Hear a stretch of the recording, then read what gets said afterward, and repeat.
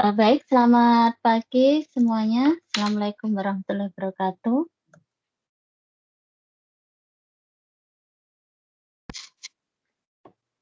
Suara saya bisa didengar jelas ya?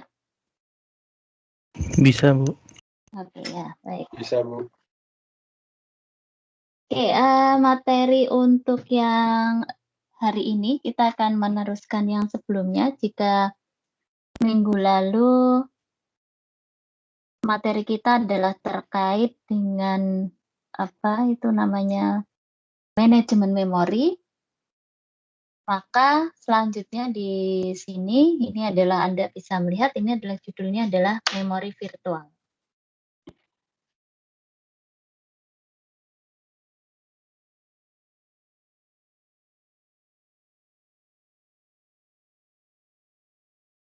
Baik, untuk memori virtual ini nanti akan terbagi menjadi berapa tahap, berapa bagian yang akan kita sama-sama lihat. Yang pertama adalah terkait dengan latar belakang, apa itu memori virtual, kemudian di sana kalau Anda lihat ada hubungannya virtual memory adalah dengan permintaan paging itu apa, dan demand paging itu bagaimana, dan apa itu terminologi itu maksudnya apa, dan bagaimana penerapannya. Dan kemudian berikutnya ini adalah algoritma-algoritma yang nanti akan diterapkan untuk kita bisa melakukan demand paging. Dan terakhir nanti adalah terkait poin terkait dengan tracing sebagai penutup. Kita sekarang akan melihat yang pertama. Oke. Karena kita bicara terkait dengan memori virtual, maka pertama kali kita harus paham terlebih dahulu apa itu disebut dengan memori virtual. Atau kalau mungkin di sistem operasi, kalau Anda membaca terkait virtual memory, memori maya itu sama ya, merujuk ke satu istilah yang sama.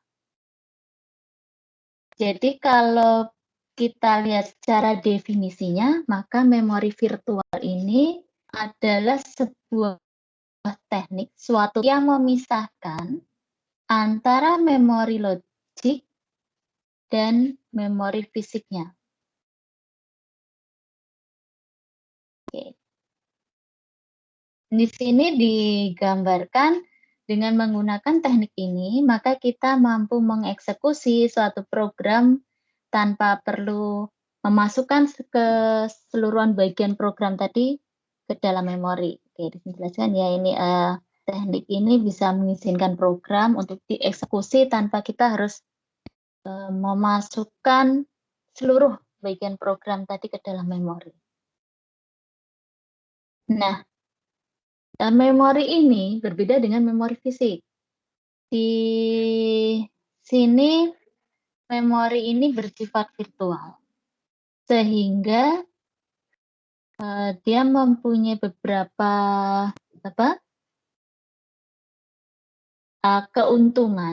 keunggulan dibandingkan dengan memori fisik. Oke, kalau memori fisik kita ketahui dia mempunyai adanya keterbatasan ukuran, size. Maka untuk memori virtual, salah satu keunggulannya adalah kita dapat menampung program dalam skala yang lebih besar, melebihi daya tampung dari memori utama yang tersedia. Hal ini yang menjadi pembeda sekaligus kelebihan terhadap memori fisik terkait dengan batasan besar ruang penyimpanannya. Terkait dengan kecepatannya, maka kecepatan maksimum eksekusi proses pada memori virtual itu dapat sama dengan kecepatan eksekusi pada memori fisik, namun tidak akan pernah melampaui kecepatan eksekusi proses pada memori fisik.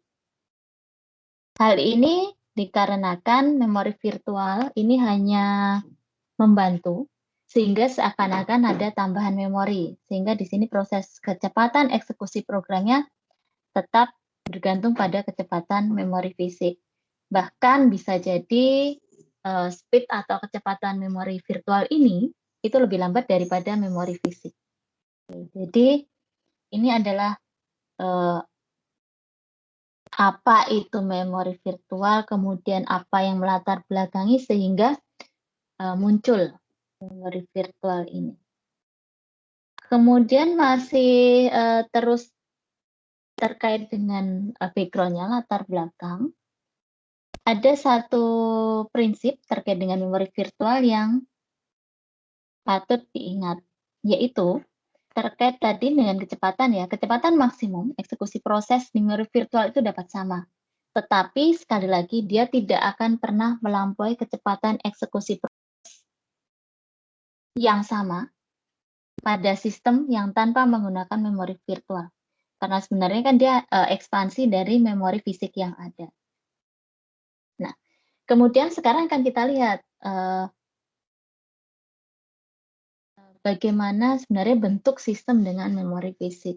Baik, sistem dengan memori fisik ini contohnya adalah mesin-mesin Cray, kemudian PC-PC generasi awal, dan hampir semua embedded system.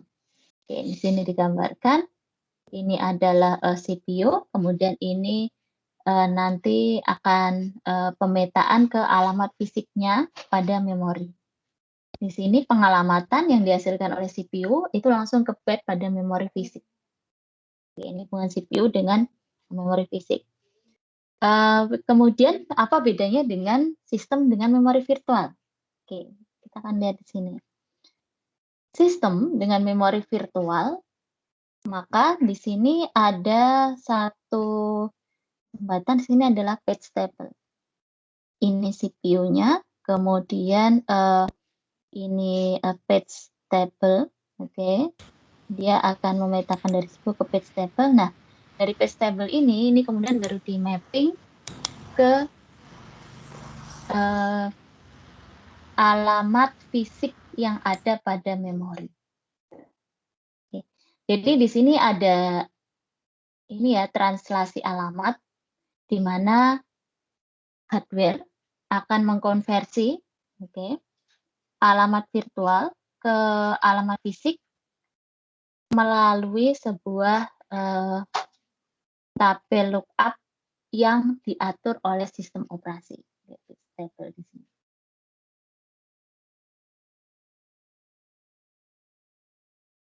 Nah, tadi bisa dijelaskan ya di awal bahwa kemunculan memori virtual ini karena adanya satu kebutuhan bahwa terkadang memori fisik yang kita miliki itu mempunyai keterbatasan.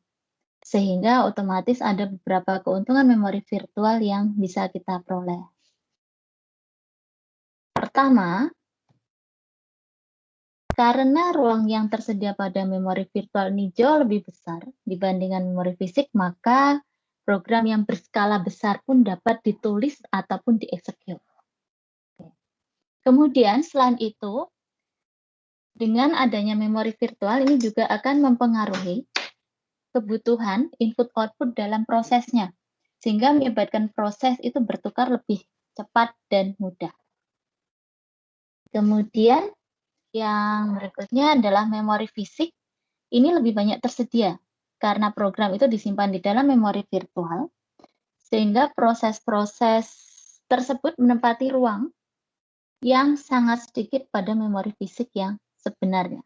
Tadi ada proses page table tadi ya, dan dari page table itu ditranslasikan oleh sistem operasi, yang mana itu nanti dipetakan ke alamat fisiknya. Itu adalah untuk pengertian, kemudian berapa keunggulan yang kita miliki pada memori virtual. Nah, kemudian pertanyaan berikutnya adalah bagaimana kita mengimplementasikan memori virtual ini. Memori virtual ini bisa diimplementasikan menggunakan ada di sana disebut sebagai demand patching serta demand segmentation. Nah, Di sini dituliskan ini untuk yang segmentation atau segment replacement. Jadi yang di-replace itu apa tadi adalah alamatnya. Jadi segment replacement ini lebih kompleks daripada algoritma page replacement karena segmen itu mempunyai ukuran yang bervariasi. Oke, nanti akan kita lihat tadi di depan sudah dijelaskan bahwa untuk materi ini selain kita bicara tentang definisi apa itu memori virtual, kemudian juga nanti akan kita lihat bersama algoritma-algoritma yang bisa digunakan untuk menerapkan si implementasi memori virtual. Nah, nanti untuk algoritma sendiri itu nanti kita akan belajar terkait dengan demand paging bagaimana, kemudian segmentation apa, kemudian pendekatan-pendekatan apa yang bisa dilakukan, oke, untuk kedua bentuk tadi. Oke. Kita akan melihat yang pertama. Tadi ya demand paging.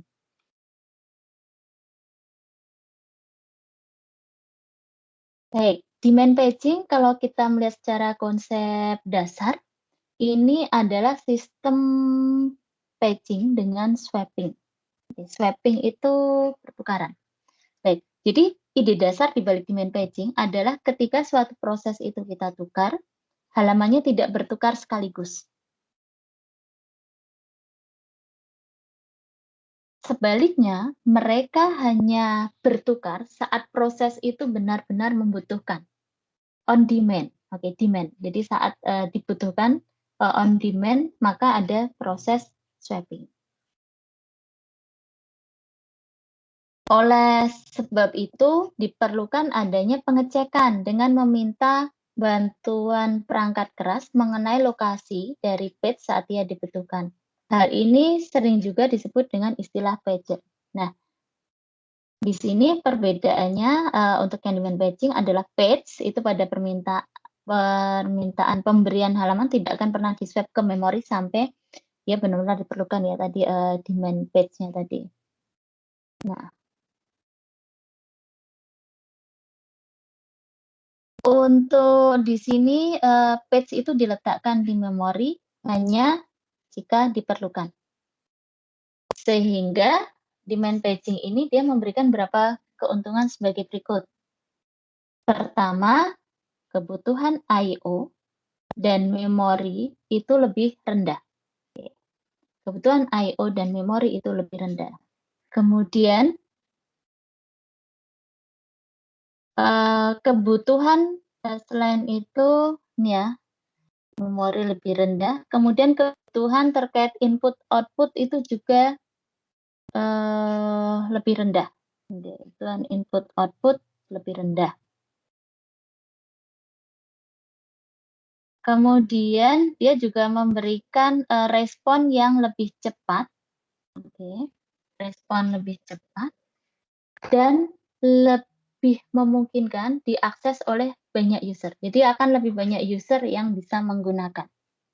Ini berapa kelebihan-kelebihan yang dimiliki oleh demand paging.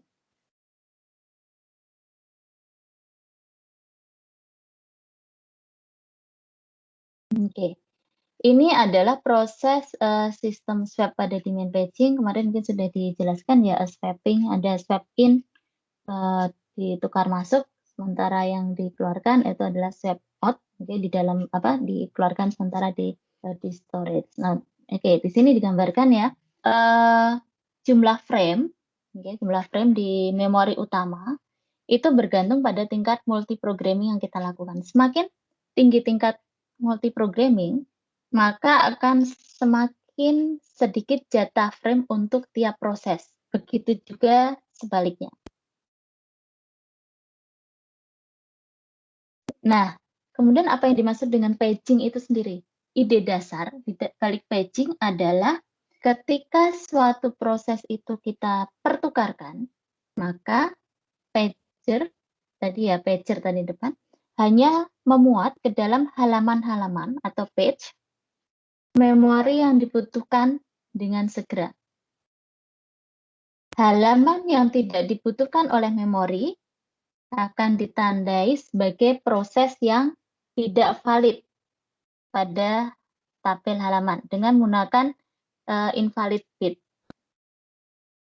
Sedangkan sisa entry, pada page table, yang tidak terisi, ini boleh dikosongkan atau berisi informasi tentang di mana lokasi agar dapat menemukan page hasil penukaran sebelumnya pada hard drive. Jika proses itu hanya mengakses page yang dimuat di memori atau memori resident page, maka proses tersebut akan berjalan persis seperti jika semua page itu dimuat ke memori. Jadi ini adalah istilah tadi demand paging. Jadi ingat kembali ya, paging tadi adalah saat proses itu dipertukarkan, maka si pager itu nanti hanya akan memuat page-page yang memang diperlukan oleh si sistem operasi, untuk dijalankan. Sedangkan halaman yang tidak dibutuhkan itu akan ditandai sebagai proses yang tidak valid pada tabel halaman.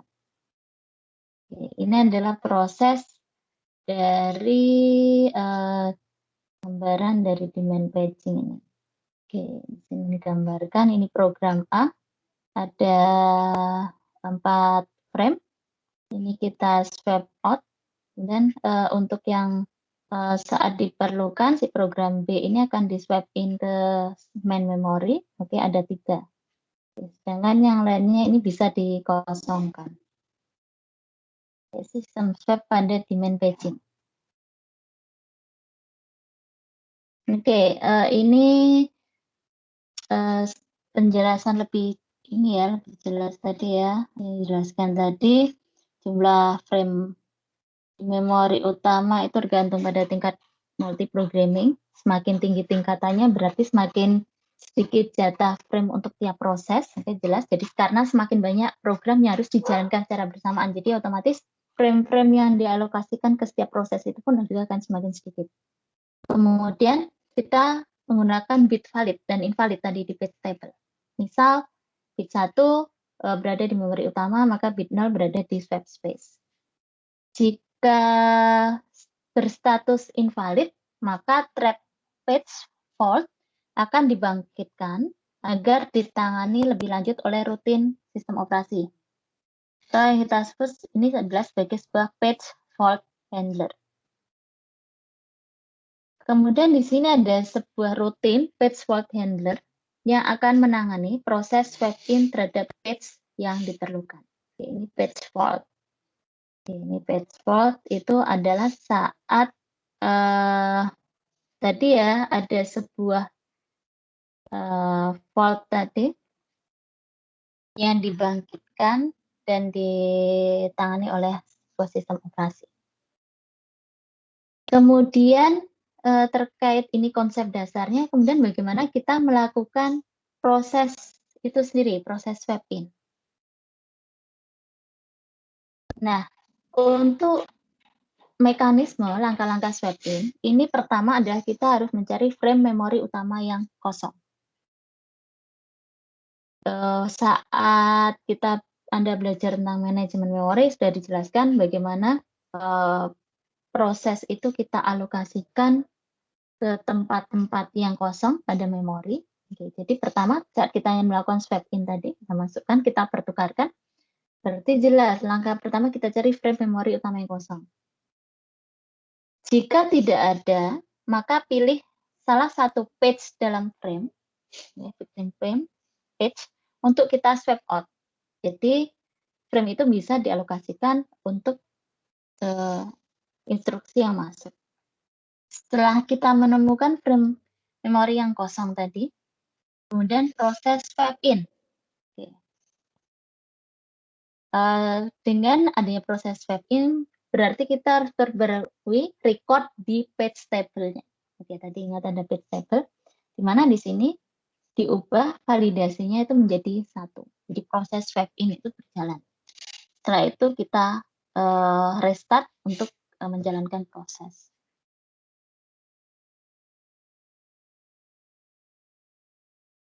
Kemudian apa kaitannya dengan saat kita mengakses sebuah invalid page.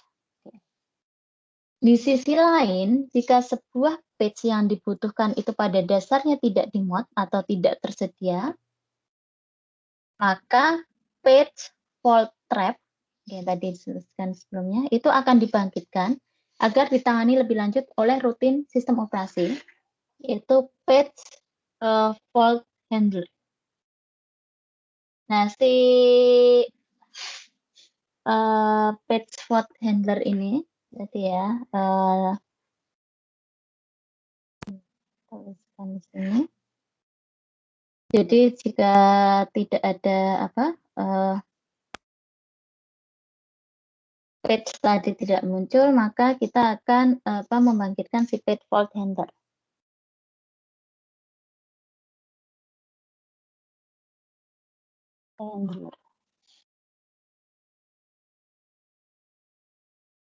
Ini si page fault handler ini akan melakukan serangkaian langkah sebagai berikut. Pertama, alamat memori yang diminta pertama kali itu akan diperiksa untuk memastikan bahwa hal tersebut adalah permintaan memori yang valid. Jika saat diperiksa hasilnya tidak valid, maka proses akan dihentikan. Jika tidak, maka halaman permintaan tadi itu harus kita pasangkan. Oke, kemudian seperti yang langkah sebelumnya, maka langkah ketiga adalah kita harus mencari frame yang kosong dari daftar frame yang tersedia. Nah, di sini kemudian akan dilakukan operasi disk, akan dijadwalkan operasi disk untuk membawa page yang diperlukan dari disk atau penyimpan. Nah, biasanya ini akan dilakukan dengan memblokir proses yang menunggu input-output, juga memungkinkan beberapa proses lain untuk menggunakan CPU untuk sementara waktu. Jadi, proses-proses input-output itu akan kita blokir sementara, juga proses-proses yang menggunakan CPU yang lain. Nah, ketika operasi input-output ini selesai, maka tabel page proses diperbarui dengan nomor frame baru, dan bit yang tidak valid diubah menjadi valid. Oke.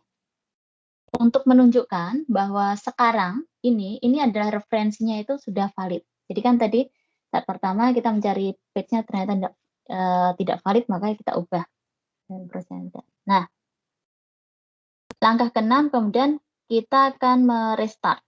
Oke, merestart segera setelah proses mendapat giliran CPU lagi. Oke, ini jadi bagaimana urutan di sini, langkah di sini Sedogot ini berjalan mulai dari kita cek page-nya tadi, kemudian kita melihat ke tabel, sampai terakhir kita adalah merestart instruksi segera setelah proses itu mendapat giliran CPU lagi. Satu-satunya masalah utama yang dihasilkan di main pager adalah setelah page baru itu dimuat, maka proses memulai eksekusi dari awal, akan di-restart lagi. Nah, hal ini bukan menjadi masalah yang serius untuk program-program yang berskala kecil, tetapi untuk program yang skala besar, Anda bisa membayangkan saat kita merestart berarti kita akan menghabiskan waktu kembali ya untuk memulai pekerjaan dari awal, kita bicara tentang efisiensi dan sebagainya. Sehingga untuk yang program berskala besar, biasanya ini sangat dihindari karena akan pengaruhi kinerja itu secara drastis, di mana kita harus memulai proses kembali dari awal. Ini adalah bagaimana sih yang akan terjadi saat kita mengakses invalid page. Nah, selanjutnya di sini ini bagaimana jika tidak ada frame yang kosong? Apa yang akan terjadi? Oke, nanti akan muncul ya di sini adalah page fault. Oke. Apa yang terjadi jika tidak ada frame kosong? Maka di sini kita akan menghentikan proses out of memory. Oke. Out of memory itu berarti saat sebuah proses dia tidak bisa mengakses memori karena mungkin memori sudah terpakai atau tadi ya tidak ada memori kosong bisa diaksesnya. Kemudian yang berikutnya adalah otomatis saat apa page fault ini ya proses tadi terhenti, oke. Out of memory mungkin ini juga terminologi yang sering Anda lihat ya, Anda bekerja dengan sistem operasi tiba-tiba tidak bisa mengakses suatu aplikasi, ada kemudian notifikasi out of memory, maka salah satu yang kita lakukan biasanya kita akan mematikan aplikasi-aplikasi yang sudah berjalan. Sama juga di sini. Begitu ini muncul, maka kita akan swap out proses. Program atau aplikasi yang berjalan secara bersamaan akan kita tutup beberapa di antaranya. Kita kurangi level multi-programming-nya. Kemudian gantikan page lain dengan page yang diperlukan. Nah, ini kita sebut sebagai page replacement. Jadi page fault dengan page replacement itu adalah jika algoritmanya adalah saat frame itu kosong, maka kita bisa gunakan. Else, if not, maka gunakan algoritma untuk memilih victim page frame.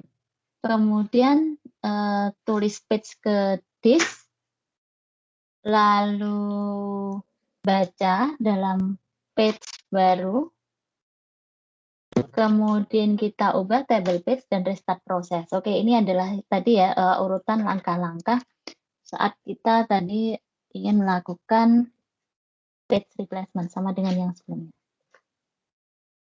Oke, di sini sudah saya dikenalkan terkait dengan page replacement, maka yang selanjutnya adalah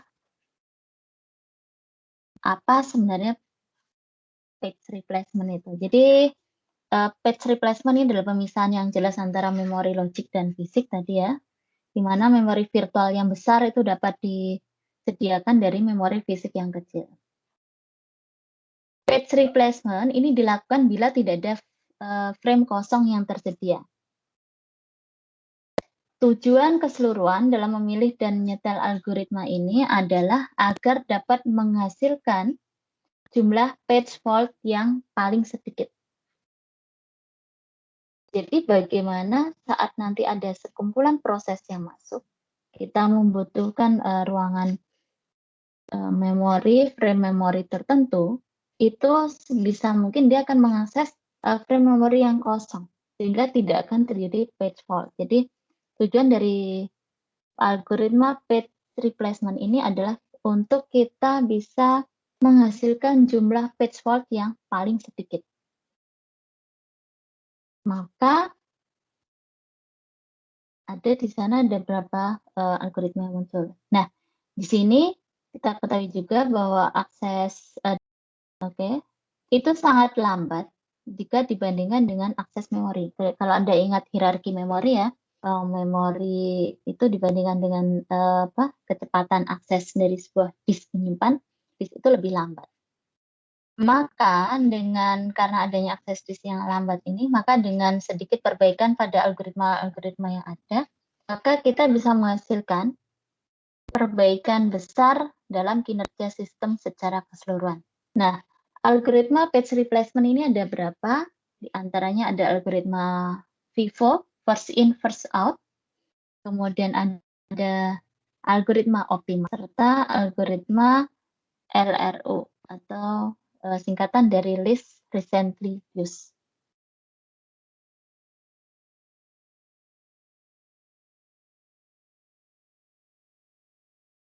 Oke, nah kemudian di sini ini adalah kira-kira gambaran dari sebuah page replacement ini seperti ini.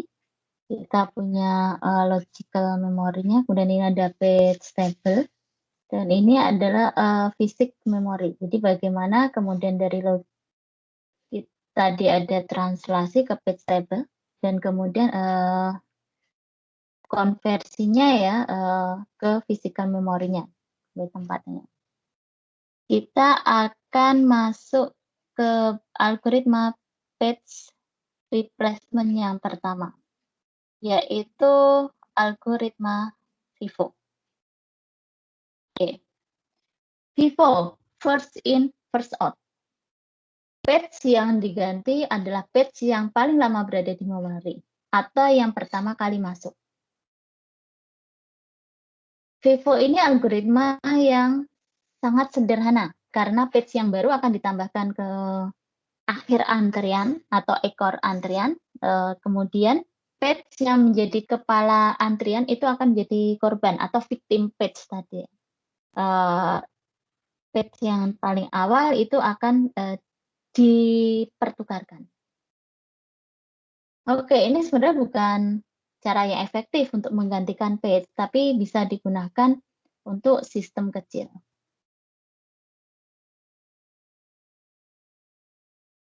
Oke, ini contohnya.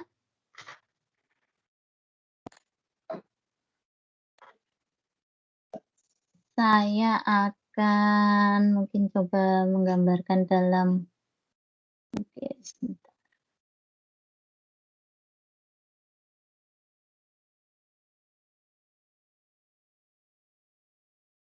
Kita akan melihat untuk yang algoritma FIFO.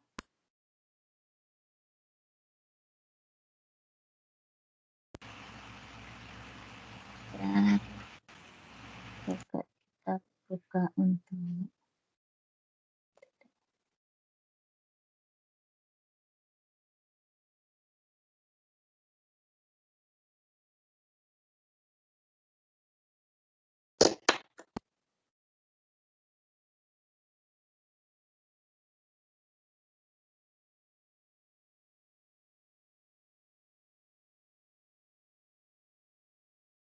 Oke, ini sudah tampil ya.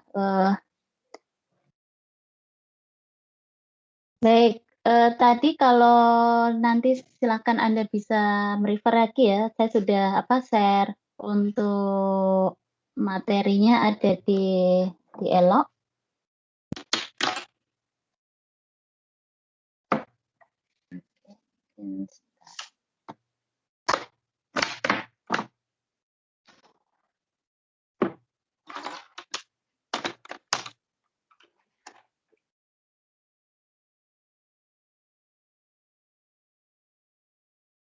Baik, ini di sana tadi digambarkan bahwa ada 3 page dalam memori yang dalam waktu yang sama itu bisa diakses. Sedangkan untuk proses reference page-nya itu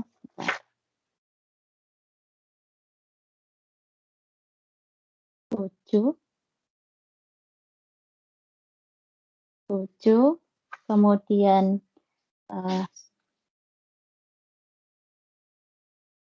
0, 1, 2,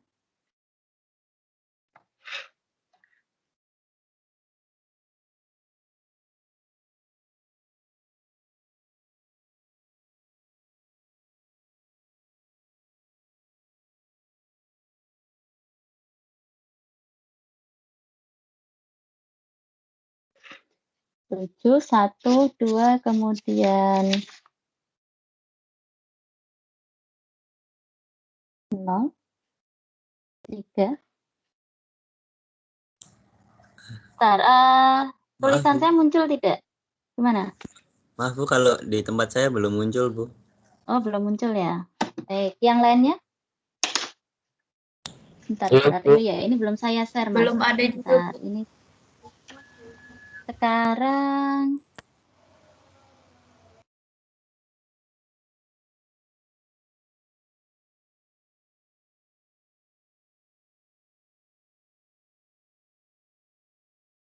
ini ternyata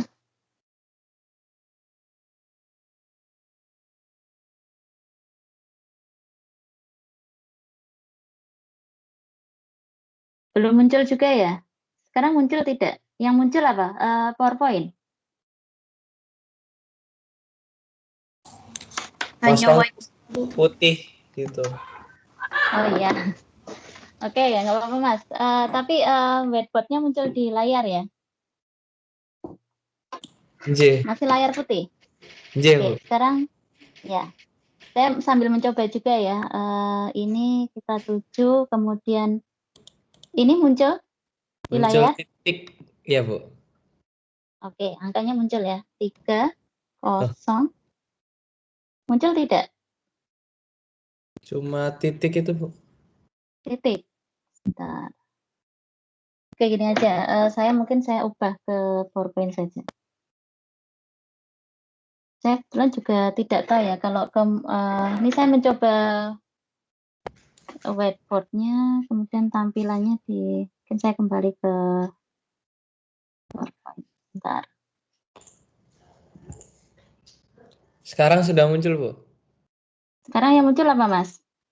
Angka 7012030442. Iya. Oke, sebentar. Ini ya. 4, 2, kemudian nanti untuk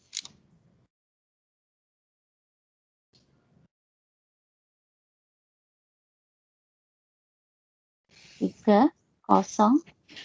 Nah, sudah, Bu, muncul. Oke, sip.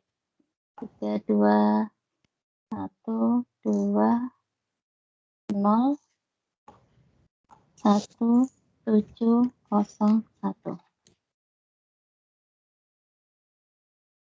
Oke, ada berapa ini? 1, 7, 0, 1, 2, 0, 3, 0, 4, 2, 3, 0, 3, 2, 1, 2, 0, 1, 7, 0, 1. Nah, sekarang kan diasumsikan untuk kita punya ini adalah proses reference page. Jadi untuk proses yang akan berjalan ini, maka dia akan melewati frame-frame yang ini harus diaksesnya. Nah, sementara untuk setiap proses, ini nanti ada 3 page yang bisa berjalan. Nah, tadi hanya ada 3 page. Nah, sekarang kalau untuk algoritma FIFO, jadi di sini nanti ini kita gambarkan ini 3 page. Maka ini adalah angka 7. Oke, 7 masuk ke sana. Kemudian untuk yang string berikutnya adalah 0. Karena 0 itu belum ada di page-nya, page memory, dan kita punya alokasi 3, maka ini akan kita masukkan ke sini ya. Ini berarti nanti ini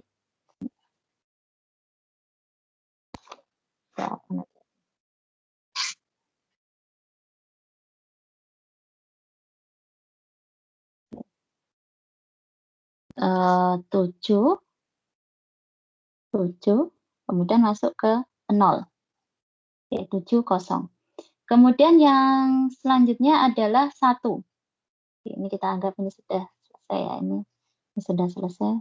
Sekarang kita masuk ke 1. Oke. Oke, berarti di sini 7, 1, maaf ini 7, 0, 1.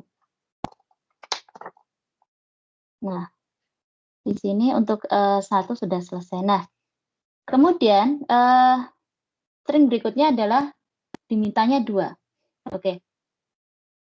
Kita lihat dulu di dalam page yang ada itu di sana dia merefernya ke 7, 0, dan 1. Sementara ada permintaan untuk 2.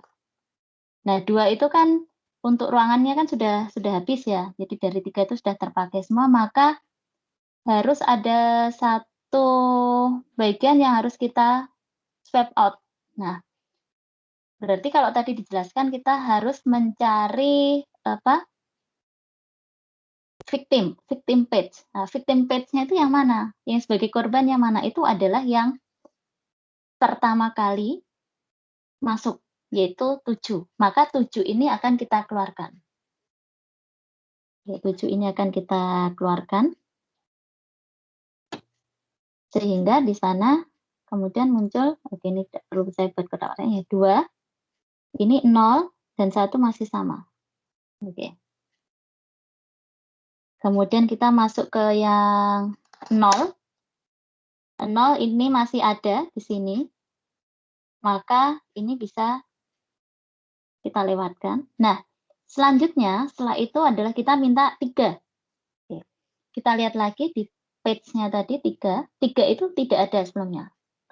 Berarti ada 1 korban lagi. Nah, yang dikorbankan yang mana? Berarti adalah angka setelah yang tadi korban pertama. Korban pertama kan di bagian yang 7 ya, 7 digantikan 2. Berarti yang urutan berikutnya yang paling lama tertinggal di sana kan 0. Nah, 0 ini akan kita gantikan di sini dengan berarti 2, 3, 1. Oke, ini 3 sudah. Sekarang 0 sama, 0 tidak ada di sini. Berarti kita akan menggantikan salah satunya. Berarti kita punya 2, 3, 0. Ini 0 sudah. Kemudian 4. 4 yang paling lama ada di halaman itu adalah tadi 2. Berarti di sini saat 4 itu akan menjadi 4, 3, 0. 4 ini sudah hilang. Kemudian 2. Oke, 2 akan menggantikan si 3 tadi. Berarti 4, 2, 0. Oke, ini sudah selesai. Kemudian kita masuk ke 3. Oke, Anda ingat yang paling akhir tadi antriannya. Jadi kan kalau Anda kembali lagi ya ke algoritma antrian ya. Antrian itu kan yang paling akhir, oke. Paling awal itu nanti yang akan keluar juga paling awal. Jadi 420 berarti saat kita memasukkan 3, ini adalah 4, maaf, merah ya. Jadi 4, 2, 3. Di sini 3 sudah. 4, 2, 3. Kemudian 0. 0 tidak ada di antrian sini. Berarti kita akan menggantikan angka 4. Oke, tadi di urutannya 4. Ini 0, 2, 3. 0 di sini masuk. 3, kemudian yang berikutnya 3 sudah ada. Berarti bisa kita lewatkan. Kemudian 2 juga ini bisa kita lewatkan. Nah, masalah berikutnya adalah kita masukkan 1. 1 itu tidak ada di sini. Oke. 1 tidak ada di sini. Jadi kalau ingat mana yang sebelumnya itu paling dulu masuk tadi dari urutan, maka akan didapatkan angka 0, 1, 3. Oke. Kemudian saat si berikutnya adalah 2 masuk, oke, 2 tidak ada, maka 3 yang akan digantikan. Berarti kita punya 0, 1, 2. Oke. Kemudian kita masuk ke ini 2 sudah, 0 sudah ada di sini, bisa dicoret, 1 sudah ada di sini, kita coret. Nah, kemudian kita masuk 7. 7, ingat lagi tadi yang sebelumnya paling lama berada di antrian itu mana, maka itu yang harus kita korbankan sebagai victim page. Maka yang dikorbankan itu adalah di 0, maka kita punya 7, 1, 2. Oke. 7 hilang. Dan kemudian yang berikutnya adalah 0. Oke. Kita dapat untuk 0 ini 702. Ini selesai. Dan yang 1 terakhir ini adalah, maaf,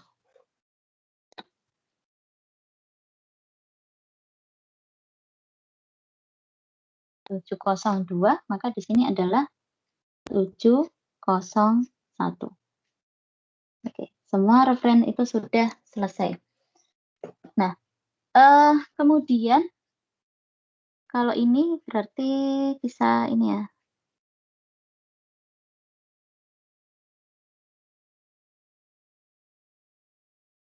Kita punya ini. Oke, ada berapa? Ini yang kita sebut ini sebagai page fault. Tadi ada istilah page fault handler. Oke, ini untuk page fault-nya. Nanti untuk yang angka-angka lebih jelasnya bisa Anda lihat di mana? Di PowerPoint. Nah, ini berarti kita punya satu, sebentar.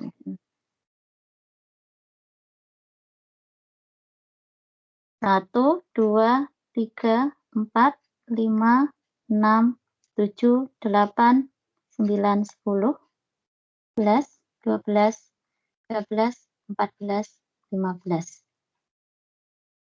Oke. Jadi untuk dengan reference page yang ada, maka kalau di atas ini nanti Anda hitung ini ada berapa? 1, 2, 3, 4, 5, 6, 7, 8, 9, 10, 11, 12, 13, 14, 15, 16, 17, 18, 19, 20. Oke, 20. Maka dari gambar tersebut bisa disimpulkan bahwa si Vivo ini Vivo ya, menghasilkan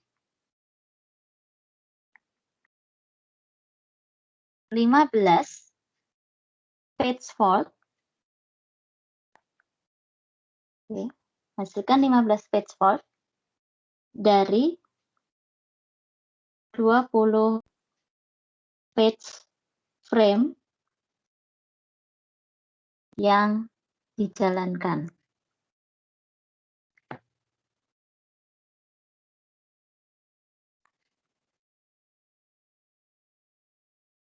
Dari atas ini 20, oke.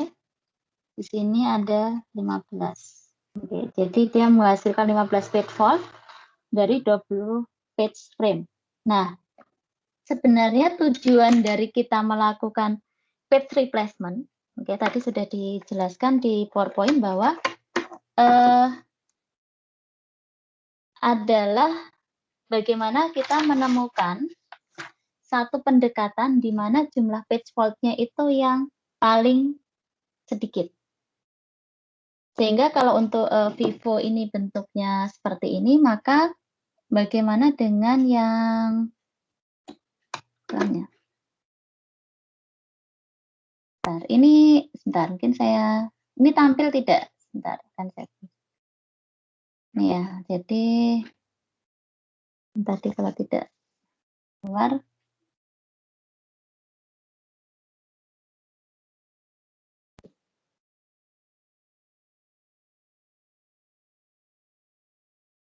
Ini jaringannya mungkin agak saya akan mencoba menampilkan gambaran tadi di whiteboard-nya. Nanti kalau memang ini tampilannya tidak muncul, nanti akan saya mungkin saya screenshot dari hasilnya atau di PowerPoint juga ada. Bisa matikan.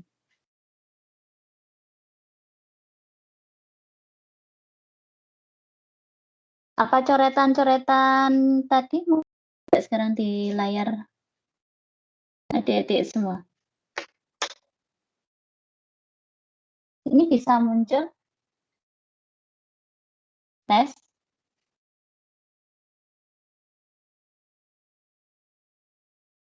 Oke ya, jadi ini adalah apa?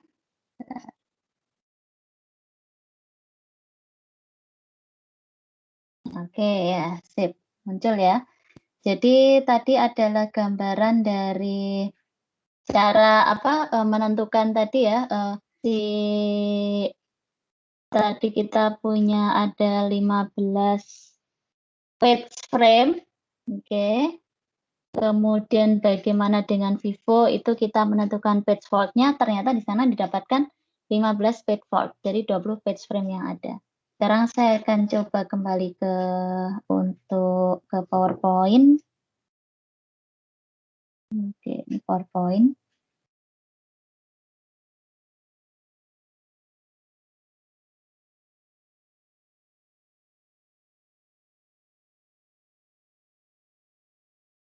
Oke, PowerPoint-nya sudah muncul di layar? Sudah, Bu. Jadi ini ya, ini gambarannya kira-kira seperti ini. Nah, kemudian untuk yang berikutnya, yang algoritma kedua itu adalah algoritma optimal. Oke. Untuk algoritma optimal ini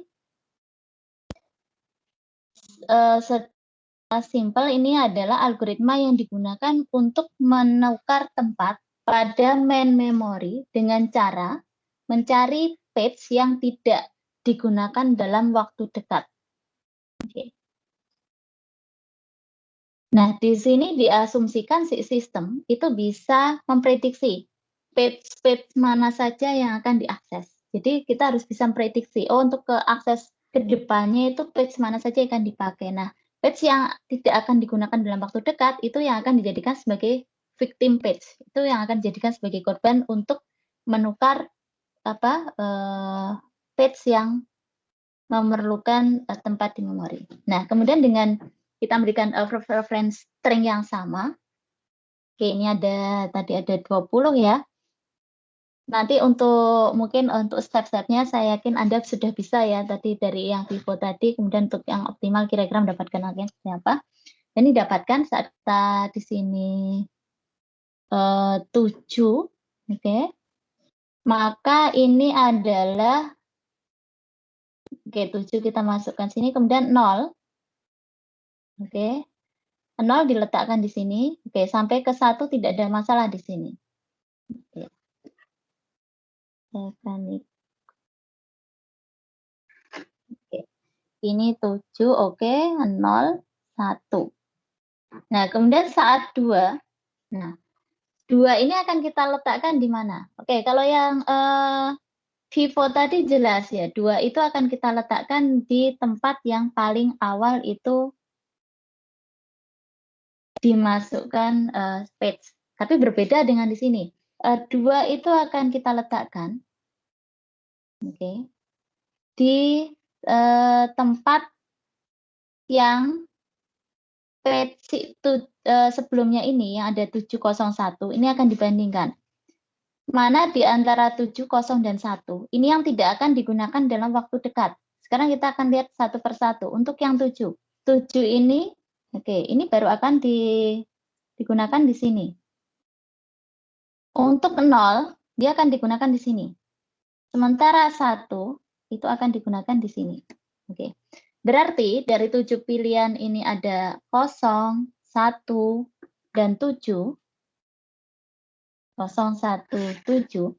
Kita pilih mana yang paling lama akan digunakan kembali. Nah, pilihannya adalah ke yang 7. Oke, pilihannya adalah 7. Oke, 7. 7 ini akan digunakan nanti yang paling lama. Maka tempat yang tadinya berisi string 7 ini akan kita ubah dengan 2. Sehingga kenapa 2 diletakkan di sini. 2 diletakkan di sini. Jadi 7 ini kita gantikan bukan karena dia pertama kali masuk angka di situ. Ini bukan Vivo, tetapi 7 itu kita gantikan karena setelah kita mengetahui sampai ke keseluruhan string, itu 7 itu nanti paling akhir akan digunakan. Oke. Jadi sampai di sini si 2 ini oke. Kemudian 0 sudah ada di sini ya. Kemudian 3. Oke. 3 kita lihat lagi. Ini antara 2, 0, 1. Oke. 2, 0, 1. 2 di sini, 0, 1. Ternyata 1 itu yang nanti akan paling jauh digunakan. Maka yang tadinya berisi angka 1, oke ya, tadinya berisi angka 1 di sini, kemudian digantikan dengan 3. Oke, 3 masuk ke sini. Oke, masuk ke sini. Oke, dan proses itu kita lakukan, oke ya, berlaku untuk apa? Maaf, maaf. Bentar.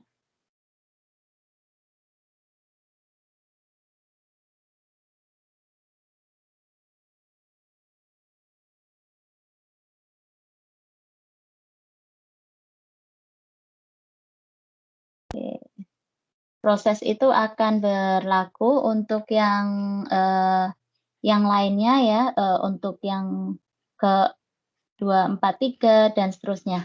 Nah, sehingga dari gambaran tadi, maka setelah kita lakukan proses itu satu persatu, maka di akhir itu didapatkan 1, 2, 3, 4, 5, 6, 7, 8, 9. Oke.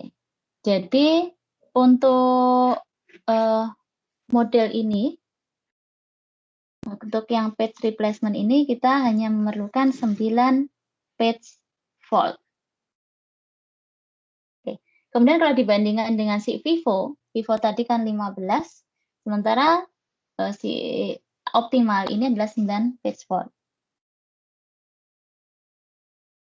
Hanya sayangnya untuk algoritma ini tidak sulit untuk diimplementasikan secara praktis karena kita harusnya memerlukan perkiraan masa depan. Oke, tadi prediksi ini kan masih angkanya mungkin berapa tadi 20 ya, tidak terlalu banyak. Tapi bagaimana jika kemudian referensinya sangat banyak kan berarti ada satu algoritma tambahan di mana kita bisa memprediksi tadi di kedepannya mana yang akan digunakan. Tetapi meskipun demikian, algoritma si optimal ini dapat dijadikan sebagai tolak ukur yang cukup baik untuk perbandingan dan evaluasi algoritma baru yang diusulkan. Nah, selanjutnya algoritma yang berikutnya adalah algoritma least recently used. Oke. Nah, di sini ini sama juga ya tadi dengan optimal, jadi harus ada kemampuan untuk bisa kita memprediksi. Nah, yang kita gambarkan di sini adalah prediksi di balik algoritma LRO ini adalah bahwa page yang belum pernah digunakan dalam waktu lama merupakan page yang tidak akan digunakan lagi dalam waktu dekat. Oke, least recently used. Jadi apa yang baru digunakan terakhir. Kalau optimal tadi kan melihat ke depan. Nah, kalau si LRU itu melihat ke belakang. Nah, di sini LRU ini memiliki kemiripan dengan algoritma optimal. Namun LRU memungkinkan untuk digunakan dalam praktek karena kita melihat yang sudah lewat, sudah selesai, sudah belakang. Nah, ini coba kita akan melihat sekilas ya untuk algoritma LRU. Jadi untuk yang algoritma LRU ini masih sama, reference ring-nya tadi ada 20. Ini 7, 70, 701. Nah, kemudian di sini oke. Ini adalah kita akan mencari page yang tidak baru saja digunakan oleh prosesor. Nah, di antara pilihan 701, maka 7 itu yang paling lama sudah digunakan. Maka ini akan kita jadikan korban sebagai victim page 201. Kemudian di sini untuk yang ini 7, oke, 0, 1, 2, ini 0 ada, nah setelah itu 3. Nah, 3 ini kita akan melihat mana di antara 201 itu yang tidak baru saja digunakan. Oke, Anda ingat bahwa ini 2 itu jelas di sini, kemudian 0 itu letaknya di sini, sedangkan 1 itu kalau dilihat dari 3 itu yang jaraknya dia paling jauh. Oke, paling jauh. Jadi yang tadi dipakai untuk 1, oke, ini digantikan 3. Oke, 3 selesai. Kemudian setelah itu 0 sudah ya, 0 oke. Kemudian 4. Oke, 4 di sini kita melihat ke reference sebelumnya 203. Kita lihat jaraknya. 4 ke 2 ini jaraknya di sini, kemudian 4 ke 0 ini di sini, 4 ke 3. Nah, dari 4 ini ternyata dia paling jauh itu ke jaraknya ke 2. Sehingga si 4 ini dia akan menempati ruangan yang sebelumnya ditempati oleh 2. Oke, 2 kita buang sebagai tadi kita korbankan, kita ganti dengan 4. Oke, dan sama. Jadi untuk mudahnya Anda lihat si page tadi itu jaraknya dengan yang reference sebelumnya itu paling jauh yang mana. Maka si page di mana dia letaknya paling jauh, maka itu yang akan kita pertukarkan. Dan proses ini berjalan sampai di akhir kita dapatkan di sini ada berapa ini? 1, 2, 3, 4, 5, 6, 7, 8, 9, 10, 11, 12. Ada 12 page fault. 12 page fault. Oke.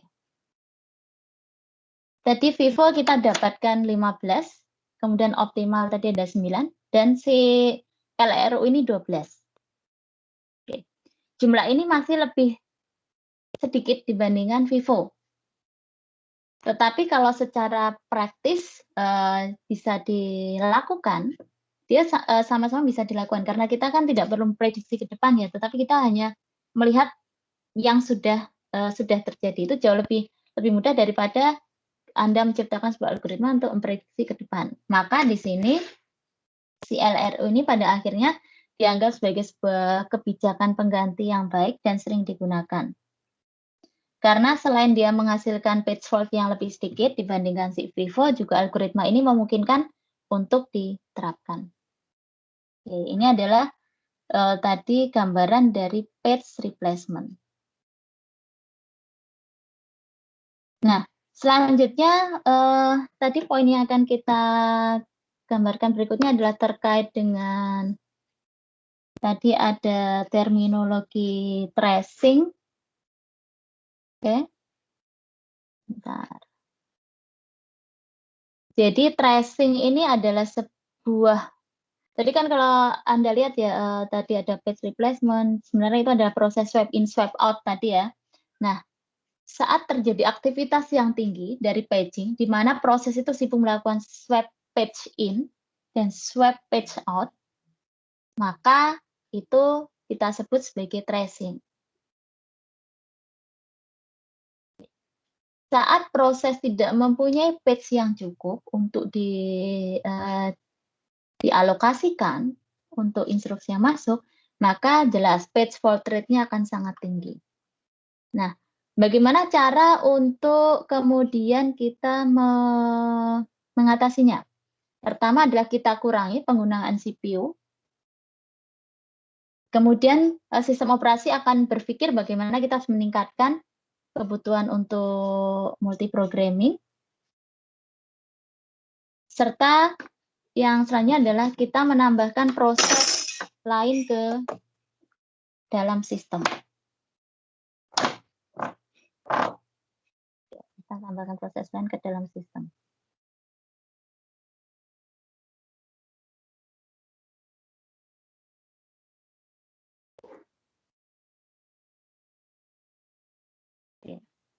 Ini adalah untuk yang tracing. Jadi ada 3 cara untuk mengatasi tracing. Nah, tadi sudah dijelaskan sebelumnya bahwa tracing ini keadaan yang sangat aktivitas ya, di mana proses swipe in swipe out itu berjalan dengan sangat padat. Nah, kalau kita melihat dari gambaran ini, gambaran tracing, maka suatu proses itu dapat mengurangi jumlah frame yang digunakan dengan alokasi yang minimum. Namun, jika sebuah proses tidak memiliki frame yang cukup, tetap akan ada page dalam jumlah besar yang memiliki kondisi aktif digunakan. Nah, hal ini akan menyebabkan page fault. Untuk selanjutnya, sistem harus mengganti berapa page menjadi page yang akan dibutuhkan karena semua page aktif digunakan. Page yang diganti biasanya adalah page yang dalam waktu dekat kemungkinan besar akan digunakan kembali. Hal inilah yang mengakibatkan terjadinya page fault secara terus-menerus. Jadi ini adalah diagram yang menunjukkan bagaimana diagram utilization itu nanti berpengaruh terhadap degree of multiprogramming. Nah, untuk tadi tracing itu sudah jelas ya, ini adalah saat ada tingkat multiprogramming yang tinggi, maka jumlah proses yang terus meningkat dalam memori akan mengakibatkan jumlah frame yang dialokasikan untuk setiap proses akan berkurang, sedangkan jumlah frame yang kurang itu harus menampung setiap proses, maka akan terjadi page fault yang sering terjadi dan menyita banyak waktu CPU hanya dengan swap in dan swap out. Sehingga utilisasi dari CPU itu pada akhirnya akan menurun. Kemudian kurangnya frame. Dengan adanya kurangnya frame, maka proses yang mempunyai frame sedikit, page yang kurang dari proses itu akan berada di memori dan akan menyebabkan CPU untuk lebih sering melakukan swap in dan swap out. Hal ini dapat menyebabkan proses tracing, sehingga kita harus jumlah frame tadi harus cukup untuk dialokasikan ke setiap proses untuk mencegah hal tersebut terjadi, yaitu tracing. Nah, untuk menangani tracing ini ada dua cara. Yang pertama adalah working set model. Yang kedua adalah page fault frequency. Oke. Working set model dan page fault frequency. Untuk working set model, ide dasarnya adalah pendekatan ini adalah dengan konsep lokalitas dan mendefinisikan working set window serta delta yang panjang. Adapun page yang termasuk dalam page reference delta terbaru dikatakan berada dalam working set window yang bekerja dan terdiri dari rangkaian kerja saat ini. Jadi kita buat set modelnya. Sedangkan untuk page fault frequency, pendekatan ini merupakan pendekatan yang lebih langsung karena sistem harus mengenali bahwa yang benar-benar ingin dikontrol adalah page fault rate. Dan untuk mengalokasikan frame berdasarkan nilai yang terukur secara langsung. Saat page fault rate, tingkat page fault-nya tadi melebihi batas atas tertentu, maka proses itu membutuhkan lebih banyak frame, dan jika berada di bawah batas bawah yang diberikan, maka ia mampu melepaskan beberapa frame ke proses lainnya. Jadi ada dua pendekatan, working set model dan page fault frequency. Oke, ini untuk working set model tadi ya, working set window itu kita gambarkan sebagai W. Ini adalah jumlah tetap dari page references. Oke, ini total jumlah page references dalam waktu T, kemudian total itu jumlah dari ukuran W, serta M itu menunjukkan jumlah frame. Kemudian ini untuk yang working set-nya. Tadi kembali ya, T itu jumlah page reference, T-nya ada 5. Ini, kemudian W-nya adalah window-nya tadi, jumlah dari ukuran window, M jumlah frame. Oke, ini W-nya terbagi menjadi 1, 2, 3, kemudian ada 3, 4, 7, dan ini 1, 2. Jadi dibagi-bagi di sini window-nya, sehingga bisa kita alokasikan. Di sini digambarkan, jika T itu terlalu kecil, tidak akan mencakup lokalitas. Tapi saat T itu terlalu besar, maka akan mencakup beberapa lokalitas. Jika T tak terhingga, maka akan mencakup keseluruhan program. Kemudian jika total, T tadi itu kurang dari tadi M ya, jumlah frame. Lebih besar dari jumlah frame, maka akan terjadi tracing, maka tunda proses. Maka di sini akan dilakukan pendekatan LRU tadi sehingga mencakup working set. Silakan nanti untuk ke gambaran working set itu seperti apa, Anda bisa baca di referensi ya, Anda searching, itu bisa mungkin ada banyak penjelasan lebih jelas di sana. Kemudian yang pendekatan kedua adalah page fault frequency. Di sini di grafik ini dijelaskan, ini adalah perbandingan antara jumlah frame dengan page fault rate. Kita ada ambang batas atas dan ambang batas bawah. Batas atas, di atas, maka kita akan menambahkan jumlah frame. Sedangkan jika dia berada di batas bawah, kita mengurangi jumlah frame. Maka untuk menetapkan page fault rate itu dapat diterima di sini. Jika rate itu terlalu rendah, maka proses akan kehilangan frame. Jika rate terlalu tinggi, maka proses akan memperoleh frame. Jadi ini dengan melihat bagaimana frekuensi terjadinya page fault. Baik, oke, ini akhir dari materi untuk hari ini. Apakah sampai sini mungkin ada pertanyaan? Nanti untuk keseluruhan materi nanti bisa Anda akses ya di Elo. Kemudian yang untuk hari ini saya sudah sediakan kuis terkait materi virtual memory. Bentar. Untuk kuis, bentar, saya akan cek di Elo. Anda mungkin kalau Anda bisa mengakses Elo Anda juga. Oke, Elo.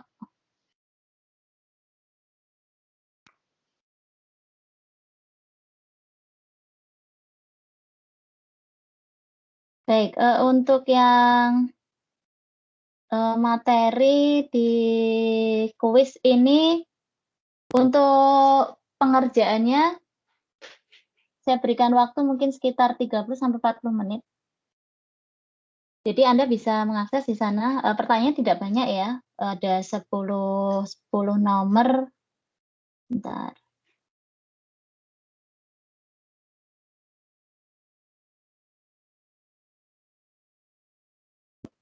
Lo ada.